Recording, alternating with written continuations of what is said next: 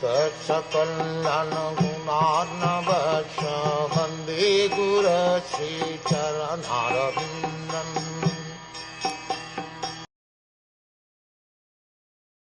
King Parikṣit thought, due to my neglecting the injunctions of the Supreme Lord, I must certainly expect some difficulty to overcome me in the near future.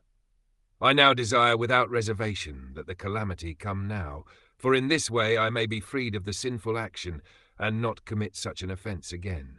The Supreme Lord enjoins that Brahmans and cows must be given all protection. The Lord is himself very much inclined to do good to Brahmans and cows. Go Brahm, hitaya tiya. Maharaj Parikṣit knew all this, and thus he concluded that his insulting a powerful Brahman was certainly to be punished by the laws of the Lord, and he was expecting something very difficult in the very near future. He therefore desired the imminent calamity to fall on him and not on his family members. A man's personal misconduct affects all his family members.